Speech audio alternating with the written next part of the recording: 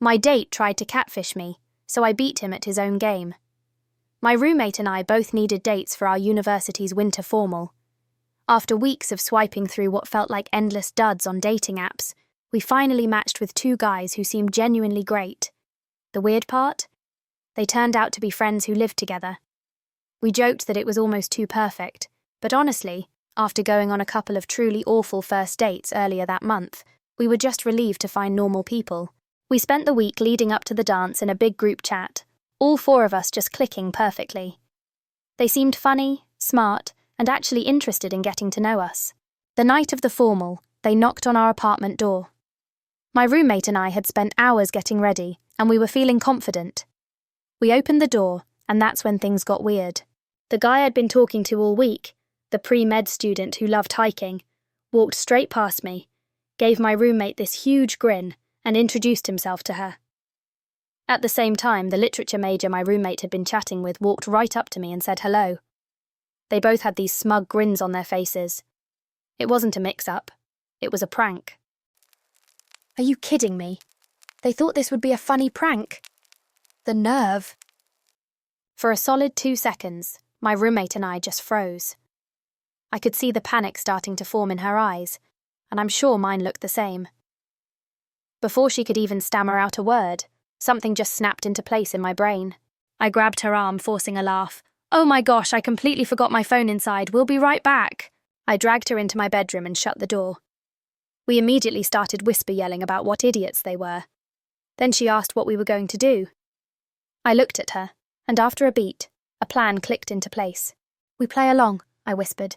"Switch." She just nodded, a slow grin spreading across her face. "Oh yes, I love this. If they want to play stupid games, they're about to win some very stupid prizes." We walked back out there as if nothing had happened. I smiled at the literature major in front of me and acted like he was exactly who I'd been expecting. My roommate did the same. If they wanted to play games, fine. We'd just play better. The whole formal turned into this silent war. We were actively trying to break them. I'm an English major, so I started asking my supposed literature major about books he'd claimed to love during our chats. My roommate had told me he'd gone on and on about loving Hemingway, so I asked him what he thought about the symbolism in "The Sun Also Rises." He just gave me this blank stare and mumbled something generic about it being a classic. Meanwhile, my roommate started asking her supposed pre-med student follow-up questions about the hiking trails he'd mentioned. She knew from me that he'd claimed to hike a specific local trail every weekend, but when she asked about the waterfall at mile marker 3, he looked completely lost. We almost got caught about an hour in. A guy from one of my literature classes came over to say hi. He knows both me and my roommate pretty well, and he walked right up to my roommate, who was supposed to be me, and asked how her paper on postmodernism was coming along. She went completely white. I saw her start to stammer. I quickly grabbed his arm and said, "Oh my God, I completely forgot to ask you about the study group for Miller's class. Can I steal you for a second?" Oh, that was way too close. What an incredible save. It worked. I dragged him away while my roommate used the moment to pull her date toward the drinks table. The look the two guys gave each other from across the room was pure stress. They finally cracked during the last slow dance of the night. My supposed literature major pulled me close and got this serious look on his face. He leaned in and told me he had a confession. He wasn't really the literature major. He was actually the pre-med student. Across the dance floor, I could see his friend doing the exact same thing with my roommate. I didn't even blink. I just smiled and said, "Yeah, we've known since you walked in. You guys are terrible actors." That was absolutely ice cold. I can just picture their faces completely falling. His face just dropped. He completely stopped moving, even though the music was still playing. Across the floor, his friend was having the exact same moment. They'd thought they were so clever with their little switch, but they'd been the ones getting played from the moment they walked through our door. After what felt like forever, they both mumbled something about having to go and just left. They practically fled the building. The second they were gone, my roommate and I looked at each other and burst out laughing. We ditched the rest of the formal, went to our favourite late-night pizza place, and spent the next hour going over the whole thing. It was, without a doubt, the most satisfying win of my entire life. Story 2. I accused the wrong guy of cheating and ruined his Dungeons and Dragons game. My friend texted me that afternoon while I was at work. She'd seen my boyfriend at a coffee shop with some girl, and the way she described it made my stomach drop. They were sitting really close, he had his hand on her arm, and they were laughing constantly. 3 years together, and my first thought was that it was all over. I tried calling him, but it went straight to voicemail. That's when I remembered he'd mentioned having people over that night. Perfect. If he was going to be a lying, cheating piece of garbage, then all his friends were about to find out exactly what kind of person he was. Oh, this is a terrible, terrible idea. I drove straight to his building after work, my hands shaking the entire way. I sat in my car for maybe 5 minutes, trying to calm down, but the rage just kept building. Some guy was leaving the building and I slipped in behind him before the door could close. As I started up the stairs, I could hear music and loud voices coming from somewhere above. The noise got louder as I climbed, and by the 3rd floor, it was obviously coming from an apartment at the end of the hall. My brain was so focused on the confrontation that I didn't even think about it. I just followed the sound of what had to be his party. I didn't knock, I just threw the door open. "I know what you did today." Complete silence.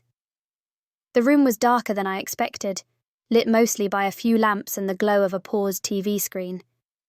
There were maybe 6 or 7 people sitting around a coffee table, all staring at me like I'd just materialized out of thin air. I locked eyes with this guy who had shaggy hair and was wearing a black t-shirt. In my fury, he looked enough like my boyfriend's type. I just unloaded. I screamed about seeing him at the coffee shop, how 3 years meant nothing to him, how everyone needed to know what a pathetic coward he was. I even brought up that trip to his parents' house last Christmas and how stupid I felt now. The whole room just sat there, frozen. She brought up the Christmas trip. To a stranger. I am folding into myself with cringe. The silence that followed felt like it lasted forever. Then, the guy I'd been screaming at slowly cleared his throat. He was holding what looked like weird, multi-sided dice. He said quietly. "I think you might have the wrong apartment." My brain completely short-circuited. For the first time, I actually looked around the room. The coffee table wasn't covered in beer cans and party snacks. It was covered in maps, little painted figures and scattered papers. Someone had a massive book open with a dragon on the cover. A girl with purple hair added apologetically, "We're kind of in the middle of a campaign. Derek here was just about to fight a mind flayer." I have never wanted to sink through the floor more than I do right now. The guy, Derek apparently, was still holding his dice, looking like he didn't know whether to roll them or call the police. I had just delivered a full relationship meltdown to a complete stranger's Dungeons and Dragons group. "Oh my God," I whispered. "I am so sorry." Someone's character sheet fluttered to the floor as I backed toward the door. I heard someone mutter something about real-life chaotic evil as I stumbled into the hallway. My boyfriend lived on the 4th floor. Of course he did. I'd been there hundreds of times. But I couldn't face going up there now. Not after what I'd just done. I practically ran out of the building and drove home in complete silence, replaying the whole thing over and over. Every time I remembered screaming about Christmas at his parents' house to a complete stranger, I wanted to disappear. Later that night, my boyfriend called. His party had been cancelled because his friend got food poisoning. He'd spent the afternoon helping his cousin apartment hunt before her flight home. The girl at the coffee shop. His cousin from Portland, who I'd actually met at Thanksgiving but completely forgot about in my rage. Of course it was the cousin. That poor group was just trying to fight a mind flayer.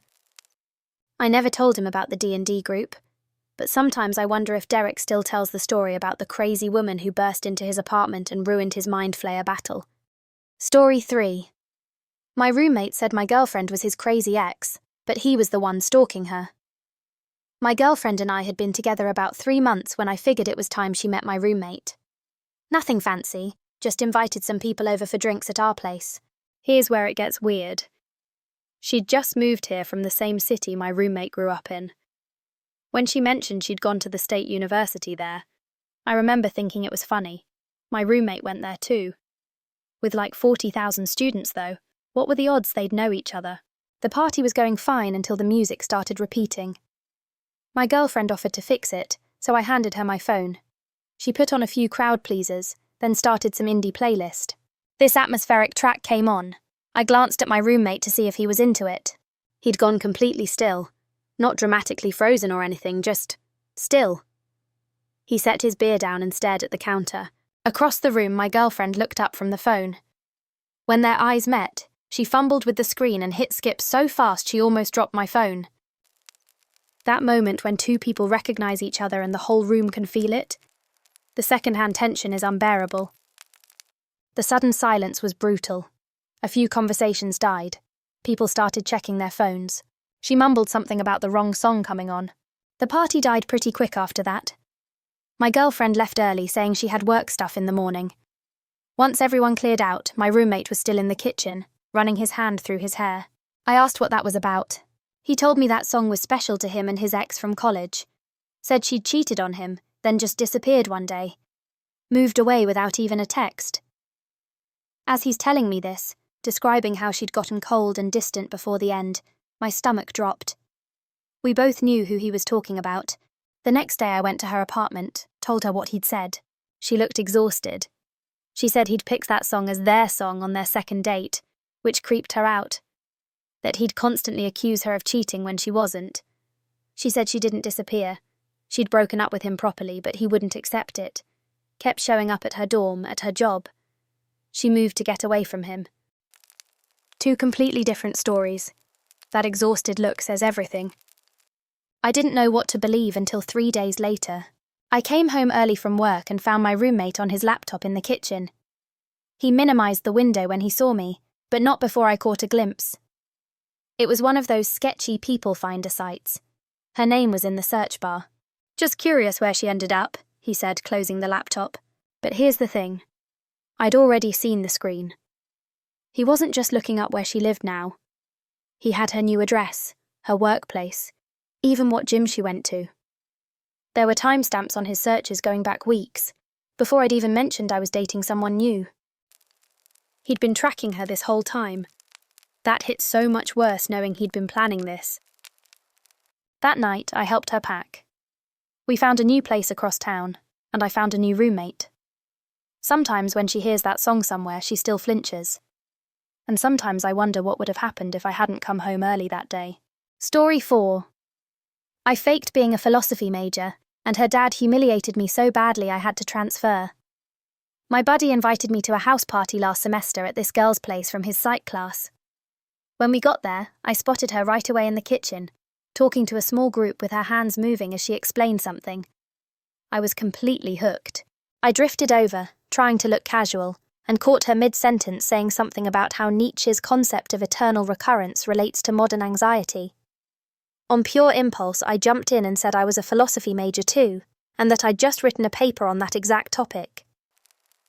The second-hand panic I just felt. You picked the one topic she actually knows inside and out. Her eyebrows went up. Really? Which interpretation did you focus on? The cosmological or the ethical imperative angle? I felt my pulse spike but pushed through. Oh, definitely the ethical one.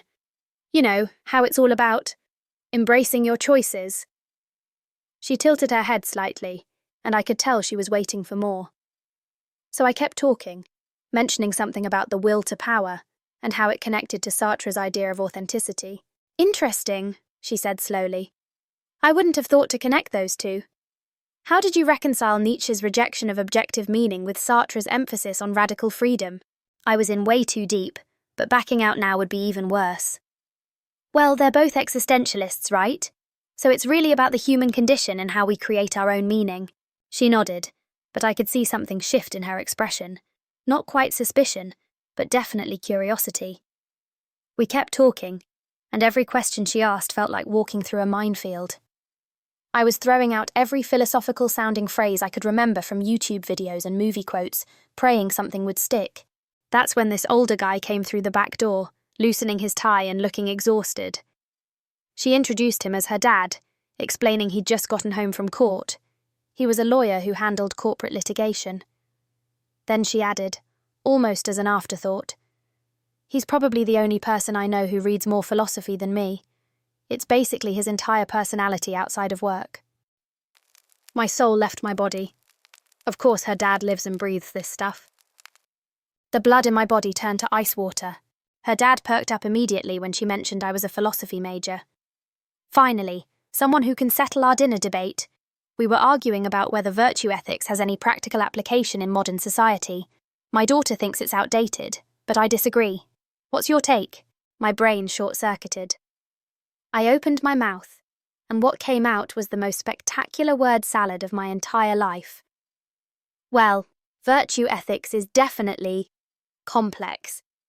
Because when you think about it, Aristotle's whole thing about the golden mean is basically the same as what Plato said about the theory of forms, except Aristotle thought virtues were more relative.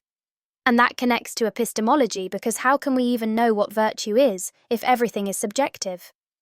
So really, when Kant invented the categorical imperative, he was responding to both of them, which is why Shakespeare wrote that thing about "to thine own self be true" in Hamlet.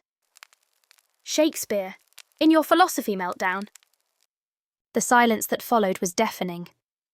Her dad's face went through about 6 different expressions before settling on something between bewilderment and pity. That's quite a synthesis, he said finally. Though I'm curious, when you say Aristotle thought virtues were relative, how does that square with his concept of eudaimonia as an objective human flourishing? I just stood there, mouth slightly open, no words coming out. The daughter's face had gone from confused to mortified as she watched me completely implode. A couple other people had drifted over during my rambling disaster, and I could feel their eyes on me too. Also, her dad continued almost gently now, Kant came about 2,000 years after Aristotle, not as a direct response, and that Shakespeare quote is about honesty, not virtue ethics. Him being nice about it somehow makes the whole thing more devastating. Someone behind me let out a small snort of laughter. The daughter was staring at the floor, her cheeks bright red. I gestured vaguely toward the door. Probably a good idea, her dad said, not unkindly. As I turned to leave, I heard the daughter mutter to her friend, "This is worse than the guy who pretended to be pre-med and didn't know what a spleen was." I didn't even look for my buddy. I just walked straight out, past a group on the porch who'd apparently heard the whole thing through the open window. One of them was already pulling out their phone, probably to tweet about the philosophy major who thought Kant was ancient Greek. The 20-minute drive home felt like hours. I transferred out of that school the next semester. Not because of the party. I just coincidentally decided I needed a fresh start at a place where absolutely no one would ever know about this. Thanks for watching. Don't forget to subscribe and check out this video next.